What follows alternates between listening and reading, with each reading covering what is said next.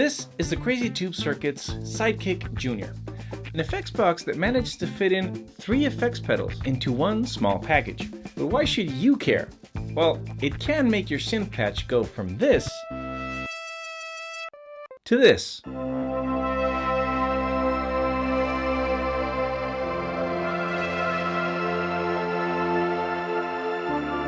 In this video, I want to explore the different features and flavors that the Sidekick Junior could give your synths and instruments beyond the spec sheet from a real user's perspective. If you're already a subscriber, a warm welcome back. If this is your first time here, hi, welcome to the Midlight Synthesist.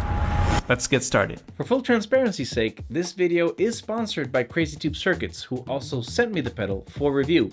However, they have no say whatsoever over the contents of this video, nor do they get to see it before you do. So first off, what is the Sidekick Junior?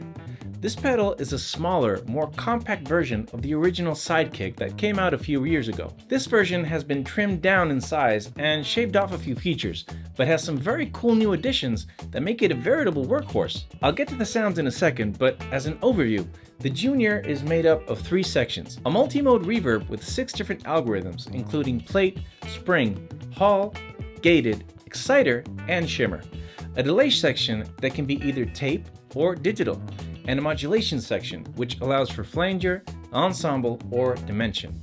The effects themselves are digital, but the internal mixing, buffering, and filtering is all analog. Also, all the effects can be used independently, but the real fun is when you mix them up.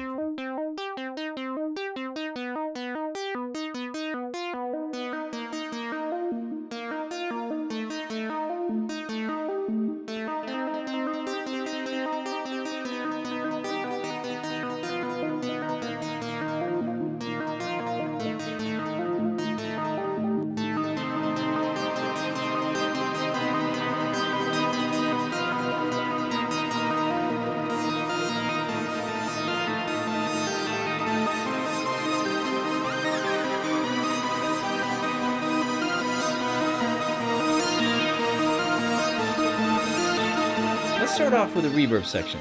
The 6 algorithms are divided into 2 banks of 3. You get 2 knobs, the mix and an excite knob, which will change its function according to the algorithm you're using. For example, in plate reverb, it will control the size and the damping, while in shimmer, it controls the decay and the octave up mix. Bank A has plate, spring, and hall reverb. These 3 make for a great starting point in any reverb pedal, and after having struggled with the quality of the reverbs on the Octatrack, which have understandably begun to show their age, I've come to greatly appreciate a simple hall or plate reverb that's done well. In the Junior, all 3 of these staples are very high fidelity, and I especially enjoyed the spring reverb with my Sub 37 as it evokes some nostalgia from my long-gone Moog grandmother.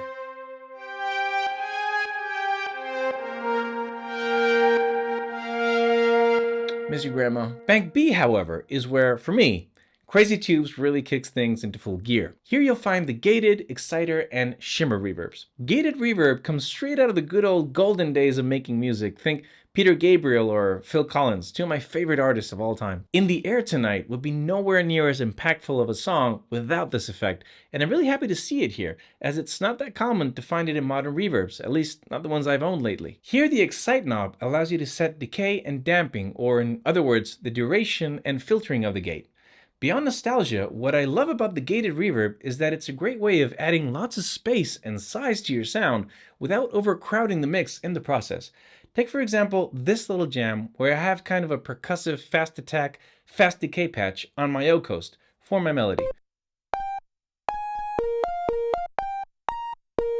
If I added a reverb with a long tail, it would be really easy to quickly muddy up my mix, as the frequencies of the reverb would tend to overlap and stack up. Instead, the gated reverb allows me to cut the tail short so I can make way for all the incoming notes.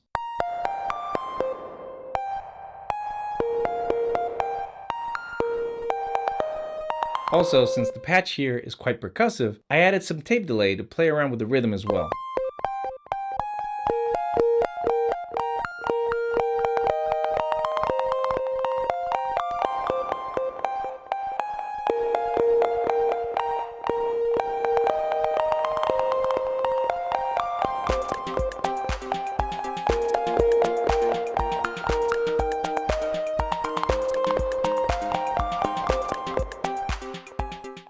finally, by adding a bit of modulation, I can round off the sound into a moving and interesting patch.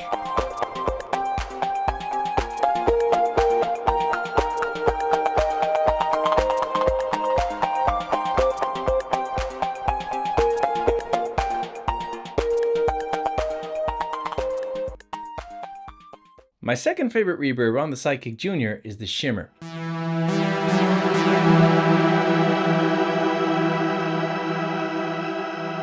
I'm a huge sucker for shimmers in general, and combined with the mod effects, it really feels like playing the big synths of yesteryear.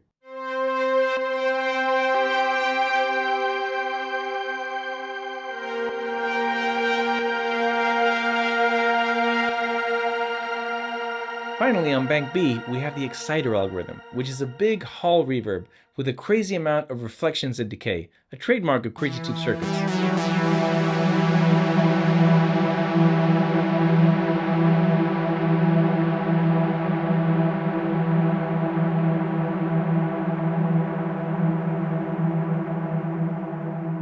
In this example, I'm going to use the SIDEKICK Junior to enhance the bare bones piano patch I have going on the MPC.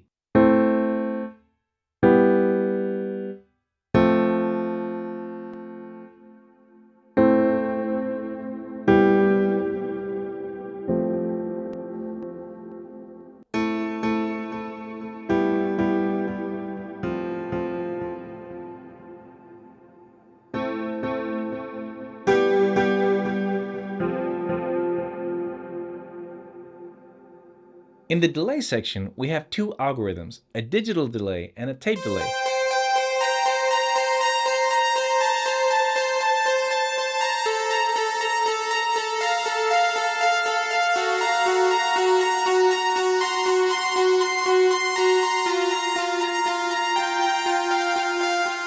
Both of these are meant to sound pristine, so if you're looking for worn out tape or lo-fi, this ain't it, as they're both meant to emulate the then perfectly functioning equipment used in the 80s.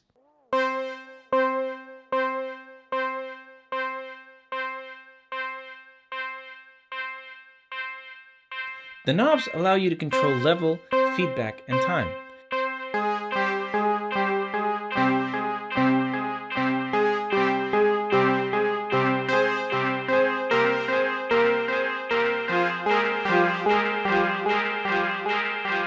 The feedback will self-oscillate if you crank it way up.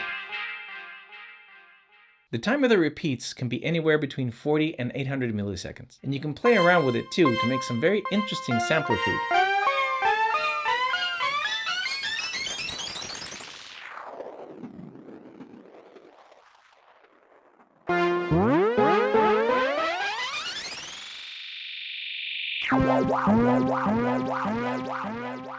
As for the modulation section, you have three algorithms to choose from. Ensemble, which is a type of chorus effect.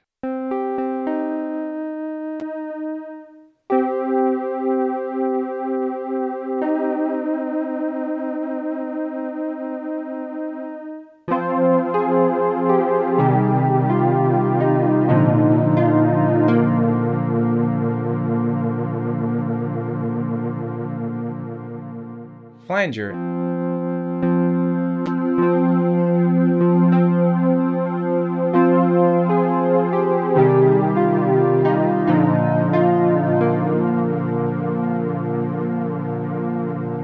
and dimension, which is meant to enhance the 3D image of your sound.